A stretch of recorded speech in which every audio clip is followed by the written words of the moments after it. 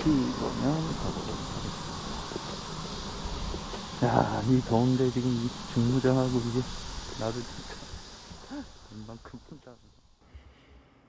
모토 캠핑 갑니다. 1년에 한 번은 가야 할 곳으로 말이죠. 이번에는 특별한 친구와 함께 갑니다. 모토 캠핑을 함께할 깐부를 만났습니다. 혼다 NC750X. 모토 캠핑을 꿈꾸던 저의 선택이었죠.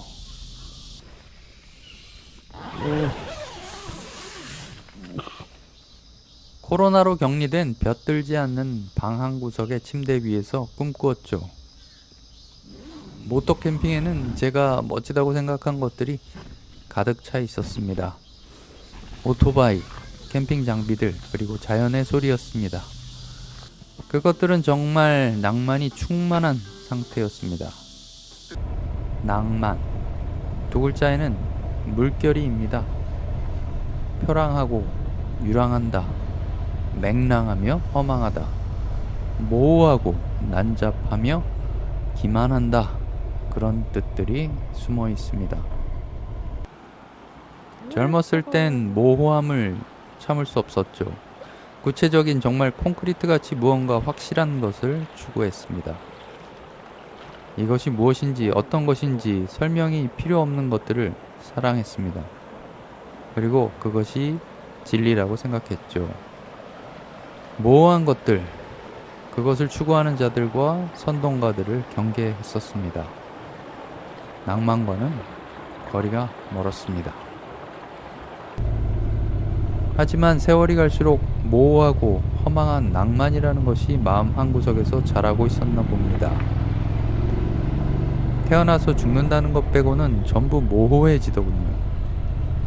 그렇게 낭만은 저를 먹어가고 있었습니다. 오토바이크, 이것도 그랬습니다. 어딜 가서 무엇을 할 것인가가 중요한 것이지 뭘 타고 가는가가 무슨 상관인가? 라고 생각했었습니다. 완벽한 기만이며 허무맹랑하다고 생각했었습니다. 하지만 낭만이 완전히 절 먹어버린 날부터 저는 그 맹랑한 것을 타고 다니기 시작했습니다. 바이크에 올라타고는 줄곧 달리는 것에 매료되어 또 하나의 낭만이었던 캠핑을 떠올리게 되었습니다. 캠핑은 고행이다 라는 등식은 모호함이 없었습니다. 그런데 그 분명함마저 무너지더니 모토 캠핑을 위한 바이크를 찾아 헤매고 있는 자신을 발견하게 되었습니다. 적재가 필요했기에 박스 달린 바이크가 필요했습니다. 어드벤처인지 투어링인지 그런 건 중요하지 않았습니다. 트라이던트 660을 탈 때는 온로드만 다니려고 했지만 시골에서 이것저것을 다니며 자갈길, 경사길, 흙길에서 넘어질 수밖에 없었고 어깨에 가방을 메고 달리는 것도 불편했기 때문입니다. 잠시 스즈키에 브이스트롬 250을 타고 벚꽃 사이를 누비는 동안 바이크에 박스를 달아 짐을 적재할 수 있는 편리함이 어떤 것인지 알게 되었습니다. 결국 트라이던트 660에도 사이드 박스를 달게 되었고 속초로 장거리 여행도 다녀오게 되었습니다. 그리고 마침내 모토 캠핑을 감행하게 된 것입니다. 더 많은 적재함과 그리고 약간의 험로를 주파할 수 있는 듀얼 바이크를 찾기 시작했습니다. 중고시장이 사용검사라는 불편함으로 얼어붙어 있었기 때문에 신차를 알아보게 되었습니다. 하지만 차량 가격 외에 필요한 옵션만 차량가의 40%에 육박했습니다. 적당히 타협할 수도 있었지만 트라이언프 660보다 낮은 배기량을 선택하기는 싫더군요. 하지만 트라이던트 660의 최대 출력인 81마력을 뛰어넘는 듀얼 바이크는 정말 너무 비싸더군요. 자갈길, 흙길도 들어가야 할 것이고 넘어지고 깨지고 할 바이크를 소중히 모시고 다닐 생각은 없었습니다.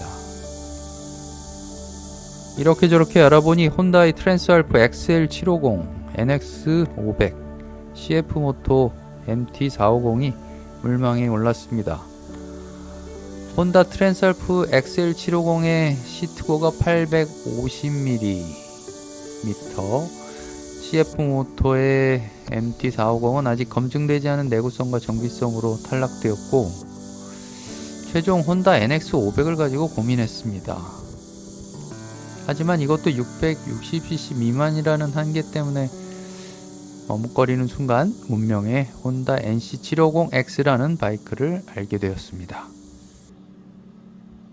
막강한 적재력을 가진 이 바이크가 흥미를 끈 것은 연료 탱크 자리에 풀페이스 헬멧이 들어갈 정도의 21.5리터의 적재 공간이 있다는 것이었습니다. 여행 가서 바이크를 주차하고는 헬멧 처리의 고민도 해결될 뿐 아니라 이 공간은 정말 상상력을 무척 자극하더군요. 유럽 사람들은 장을 봐서 장바구니로 이용하기도 하고 애견을 태우고 다니는 공간으로 개조한 것도 보았습니다. 비상금을 숨기기에도 아주 좋은 공간이죠. 장거리 투어를 위해서는 일반유 사용과 그 다음에 연비가 굉장히 중요합니다. 리터당 30km라는 극강의 연료 효율은 V스트롬 250의 리터당 29km와 어깨를 나란히 합니다. 배기량 차이가 있는데 어떻게 이럴 수가 있을까 신기할 뿐입니다. 낮은 RPM으로 연비를 개선했고 대신 69Nm 4750rpm에서 발휘하는 저속에서의 토크가 훌륭한 바이크입니다. 아마도 이게 혼다의 기술력인가 하는 생각이 들었습니다. 혼다의 바이크는 신뢰성, 효율성, 내구성을 자랑하지만 재미가 없다고 하는데 바이크로 재미를 찾을 나이는 아니기에, 그리고 특히 중고로는 혼다 외에는 답이 없을 것 같았습니다.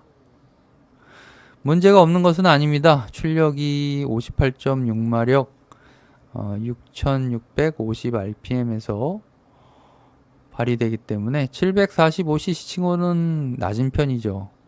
하지만 분명한 목적이 있다면 선택이 가능합니다. 바로 여유 있는 모토 캠핑을 위한다면 이만한 바이크가 없습니다. 이 모델은 더 이상 한국 출시 신차 리스트에는 없습니다. 인기가 없어서 팔리지 않았기 때문이죠.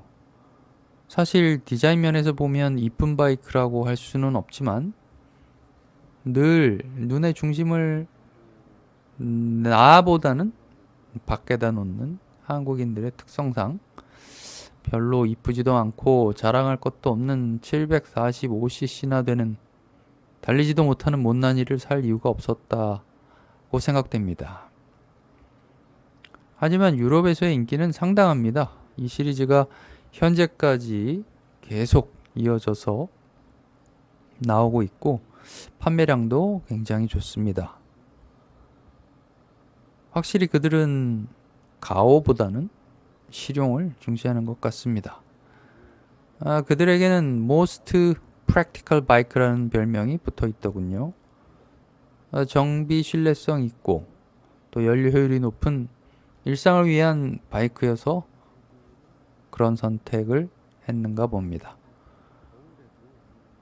하지만 한국에서 바이크는 조금 다르죠. 적어도 미들급 이상의 바이크는 낭만이 있어야 된다고 생각하나 봅니다. 일상용이 아닌 사치품이라는 것이죠. 한국에서는 실용이라는 말이 별로 힘이 없는 것 같습니다. 이런 생각들을 하고 있는 동안 어느 날 킬로수가 낮고 상태가 좋아 보이는 NC750X의 중고가 눈에 들어왔습니다. 보는 순간 저건 가지고 와야 한다는 확신이 들더군요. 2017년형으로 조금 오래되긴 했지만 전 주인이 애정을 가지고 돌본 흔적이 가득했습니다. 그렇게 혼다의 NC750X는 저의 로신한테가 되었습니다. 그리고 저의 캠핑 깐부가 되어서 오늘도 함께 길을 달리고 있습니다. 끝까지 들어주셔서 감사합니다. 캡틴 K였습니다.